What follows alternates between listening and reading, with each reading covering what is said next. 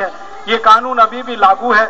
हमारे देश में उदारीकरण और वैश्वीकरण की नीति के आधार पर एक योजना चल रही है।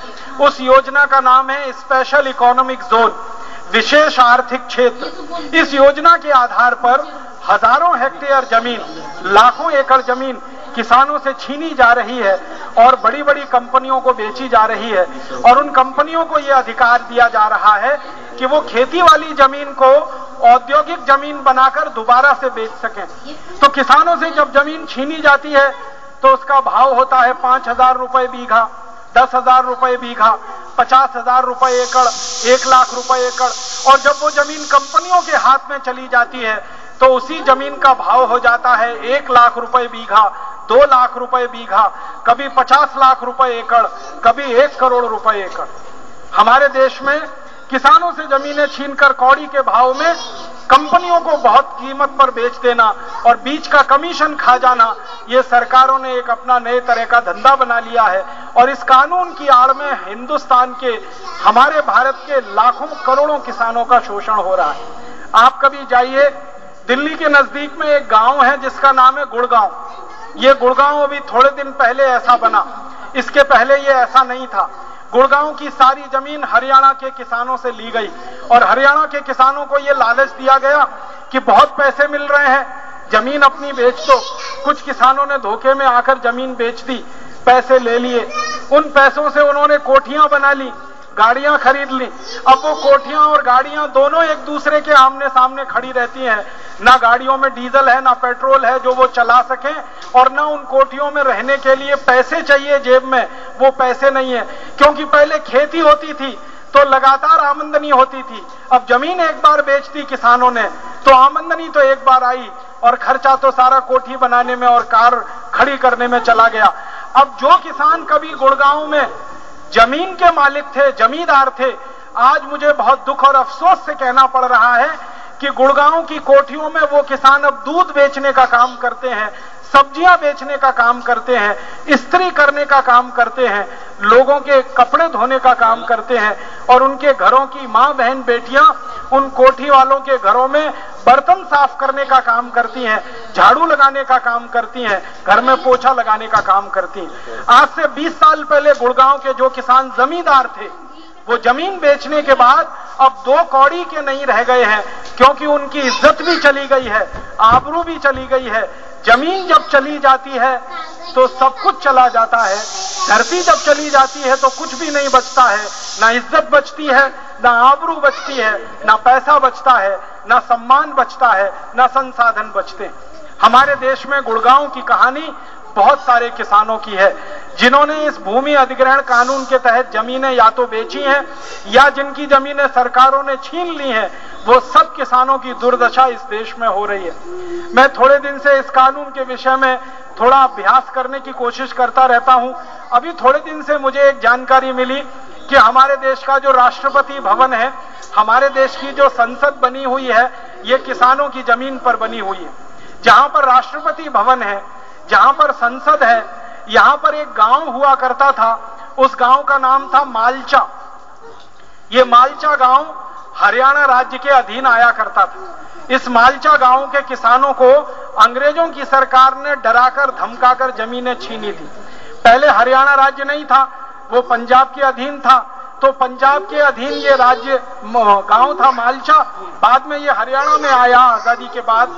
तो ये मालचा गांव की जमीनें छीनी। किसान जमीन देने को तैयार नहीं थे, अंग्रेज सरकार ने जबरदस्ती जमीन छीनी। भूमि अधिग्रहण कानून के हिसाब से नोटिस दिया और सन 1912 में 33,000 बीघा जमीन मालचा गांव के किसानों से छीन ली सरकार ने। किसानों ने जब उसका विरोध किया तो अंग्रेज सरकार ने वैसे ही गोलियां चलाई जैसे आज चलती है। उसमें 33 किसान मारे गए, शहीद हुए। उनकी लाश पर अंग्रेज सरकार ने इस जमीन को भारत के संसद भवन में बदल दिया। अंग्रेज सरकार ने इस जमीन को राष्ट्रपति भवन में बदल दिया। और मुझे बहुत अफसोस है ये कहते हुए कि जिन किसानों से ये जमीनें छीनी गई, जिन किसानों से ये जमीन ली गई, उनको आज तक आजादी के 62 साल के बाद 1 रुपए का मुआवजा नहीं मिल पाया है। और वो किसान अपने दिल का दर्द कहने के लिए डिस्ट्रिक्ट कोर्ट से हाई कोर्ट और हाई कोर्ट से सुप्रीम कोर्ट चक्कर लगाते लगाते थक गए हैं। वो किसानों का एक प्रतिनिधि मंडल मुझे कभी मिला था थोड़े दिन पहले, तो वो कहते थे अंग्रेजों की सरकार के जैसे हम चक्कर लगाया करते थे, आजादी के बाद हमारी सरकार के भी हमको वैसे ही चक्कर लगाने पड़ रहे हैं। हम कैसे कहें कि देश आजाद हो गया है और कैसे कहें कि इस देश में स्वाधीनता या स्वतंत्रता आ गई। वो किसानों का दर्द सुनकर मुझे भी आंखों में आंसू आ गया। वो कह रहे थे कि हमारे पुरखे लड़ रहे थे अंग्रेजों की सरकार से कि हमको उचित मुआवजा मिले, लड़ते लड़ते हमारे पुरखे शहीद हो गए।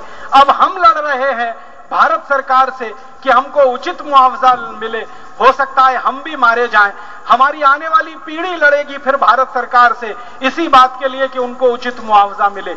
हमारे देश का राष्ट्रपति भवन जो इस देश के लिए सबसे सम्मान का स्थान है, हमारे देश का संसद भवन जो इस देश के लिए सबसे सम्मान का स्थान है, वो इसी लैंड एक्विजिशन एक्ट के अत्याचार का प्रमाण है, इसी लैंड एक्विजिशन एक्ट के शोषण का प्रमाण है। सैकड़ों किसानों से जबरदस्ती जमीनें छीनकर उस पर बनाया हुआ ये भवन है। इसलिए मुझे नहीं लगता कि इस संसद भवन से या राष्ट्रपति भवन से हमारे देश के लोगों के लिए कोई सद्कार्य हो सकता है, कोई शुभ कार्य हो सकता है, कोई अच्छा कार्य हो सकता है। आजादी के 62 साल में तो एक भी नमूना ऐसा मिला नहीं है। हो सकता है 100 साल भी ऐसे ही गुजर जाएं, शायद ही कोई ऐसा नमूना हमें इस देश में मिल पाएगा। ये कहानी बहुत दर्दनाक है, ये कहानी बहुत लंबी है, मैं सुनाता जाऊं, आप सुनते जाएं। इस अंग्रेजी कानून लैंड एक्विजिशन एक्ट के भूमि अधिग्रहण के इतने अत्याचार इस देश के किसानों पर हैं कि जिस पर अगर पुस्तक लिखी जाए तो मोटे मोटे ग्रंथ लिखे जाएंगे, दस्तावेज जिसके इकट्ठे कर लिए जाएं और सारी जानकारियां जिसकी इकट्ठी कर ली जाएं तो हजार 1200 1500 पेज के 50-60 पुस्तकों के खंड बन जाएंगे। पूरे देश में इतना अत्याचार और इतना शोषण इस कानून ने किया है। हम भारत स्वाभिमान की तरफ से एक संकल्प कर चुके हैं, हम भारत स्वाभिमान अभियान की तरफ से एक प्रतिज्ञा कर चुके हैं और वो संकल्प और प्रतिज्ञा हमारा ये है कि भारत स्वाभिमान नाम का हमारा अभियान इस देश में सबसे पहला कदम जो उठाएगा वो यही कि इस अंग्रेजी अत्याचारी भूमि अधिग्रहण के कानून को जड़ मूल से समाप्त कराएगा, जड़ मूल से खत्म कराएगा। ये हमारी प्रतिज्ञा है, ये हमारा संकल्प है। आप तो जानते हैं भारत स्वाभिमान का एक बड़ा संकल्प है वो ये कि अंग्रेजों के जमाने के बनाए हुए 34,735 कानून जो अंग्रेजों के जमाने से आज तक चले आ रहे हैं, इन सबको जड़मूल से खत्म कराना है, इन सब कानूनों को जड़मूल से समाप्त कराना है। उन कानूनों में सबसे पहले जो कानून हम रद्द कराना चाहेंगे और सबसे पहले जिस कानून को इस देश में से हमेशा के लिए समाप्त करना चाहेंगे वो कानून यही है, भूमि अधिग्रहण का कानून। वो कानून यही है, लैंड एक्विजिशन एक्ट का कानून।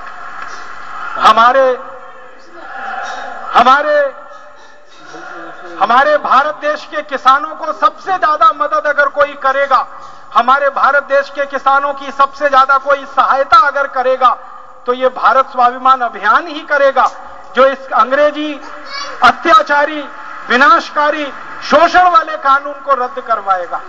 ये हमारा संकल्प है, ये हमारी प्रतिज्ञा है।